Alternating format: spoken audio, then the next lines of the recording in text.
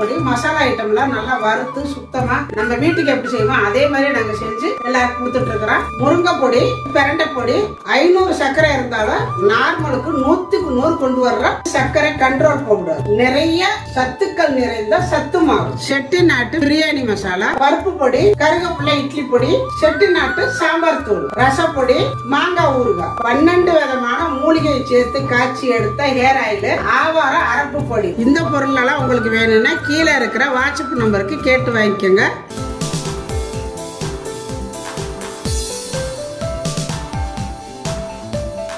எல்லாருக்கும் வணக்கம்.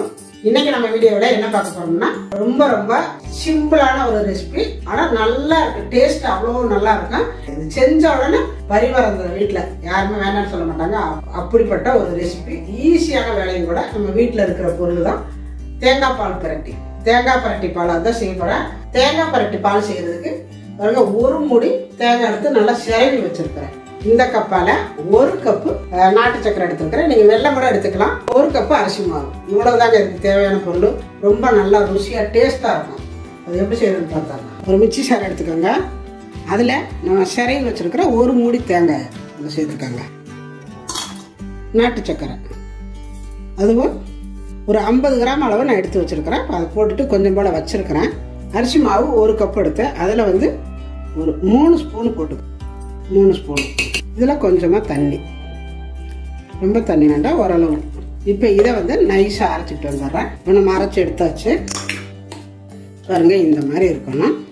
நிறைய பேர் வந்து தேங்காய் அரைச்சி பாலை எடுத்து தான் செய்வாங்க. நான் வந்து இந்த மாதிரி தான் செய்வேன். அதனால நான் செய்கிற மெத்தடில் நான் உங்களுக்கு வந்து நான் சொல்லித்தர்றேன். நான் வந்து இப்படி தான் அரைச்சிக்குவேன். தேங்காய், வெல்லம், பச்சரிசி எல்லாத்தையும் போட்டு நல்லா இந்த மாதிரி நல்லா நைஸாக அரைச்சி எடுத்துக்குவேன். இந்த ஒவ்வொரு இடத்துல கூட ஒரு திப்பி கிடந்தாலும் நல்லா இருக்கும் நம்ம சாப்பிடும் பொழுது. அந்த தேங்காய் பூ அந்த இது அதான் நச்சு போட்டால் எப்படி இருக்குமோ அது மாதிரி நல்லா இருக்கும். அதனால நான் வடிகட்ட மாட்டேன், அப்படியே வச்சுக்குவேன். இப்போ இது இருக்கட்டும். இப்போ இங்கே பார்த்தீங்கன்னா வடச்சிட்டு அடுப்பில் வச்சு சட்டி காஞ்சிட்டு இருக்குது. கொஞ்சம் போல் நெய் விட்டுக்கோங்க. 3 ஸ்பூன் விட்டுக்கோங்க, நல்லாயிருக்கும். நெய் காஞ்சது கொஞ்சம் போல் முந்திரி பருப்பு எடுத்து வறுத்துக்கலாம். முந்திரி பருப்பு ஓரளவு செவந்தா போதும், ரொம்ப செவக்க விட வேண்டாம். இதை எடுத்துக்கலாம்.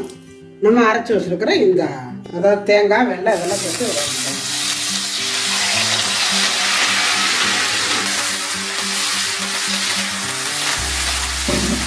கை விடாமல் கிளறிக்கிட்டே இருக்கணும். உடனே கிண்டணும், இல்லாட்டி கட்டி வைக்கிறோம். அடுப்பை குறைச்சி வச்சுட்டு கிண்டிக்கிட்டே இருங்க.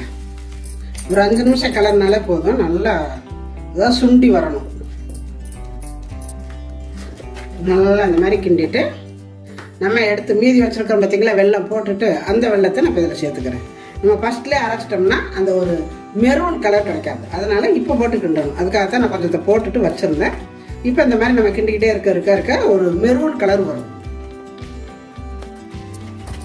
பாருங்க. நான் அந்த வெல்லத்தை போட்டு கிண்டையிலேயே அந்த கலர் வருது பாருங்க.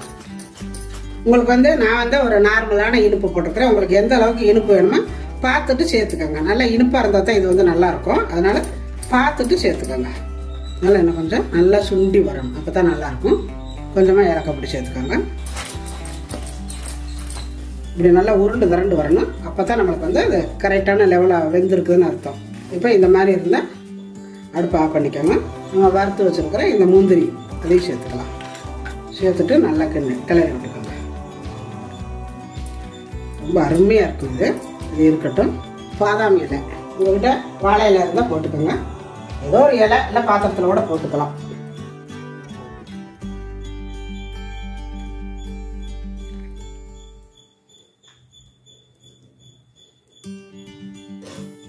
இதை வந்து சில பேர் அப்படியே நல்லா ஆற வச்சு இந்த மாதிரி வச்சு ஆற வச்சு துண்டு துண்டாக வெட்டி வைப்பாங்க, அல்வா மாதிரி.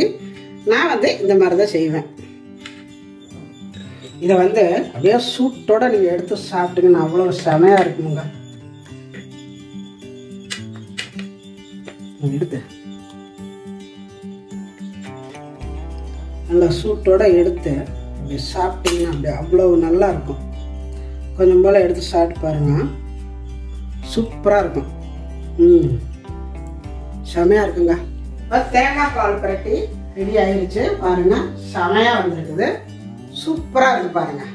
அந்த சூட்டோட உங்கள்கிட்ட வாழை இலை இருந்தால் வாழை இலையில போடுங்க. அப்படி இல்லைன்னா நான் வந்து வாழை இலைக்கு போட கிடைக்கல, இங்கே இல்லை. அதனால பாதாம் இலையில போட்டிருக்கிறேன். நல்லா வாசமாக ரொம்ப நல்லா இருக்கும். இப்போ இது வந்து இப்போ எடுத்து சாப்பிட்டா அவ்வளோ அருமையாக இருக்கு பாருங்க. அதாவது சூட்டோட சாப்பிட்டீங்கன்னா அவ்வளோ நல்லா இருக்குமுங்க.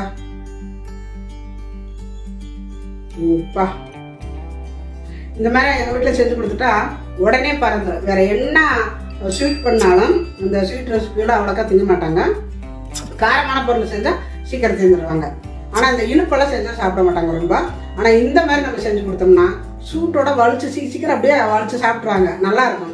இதை பீஸ் எல்லாம் போட வேண்டியதில்லை. சில பேர் பீஸ் போடுவாங்க, வெட்டி நல்லா அழகாக வந்து அல்வா மாதிரி அப்படியே பீஸ் போட்டு வச்சுருப்பாங்க. இந்த பீஸ் எல்லாம் போட வேண்டிய இந்த மாதிரி நம்ம வச்சுட்டோம்னா அப்படியே சூப்பராக எடுத்து அப்படியே வாய்க்குள்ள போகிறதே தெரியாது. வலுவலுன்னு இறங்கிடும் சீக்கிரத்தில்.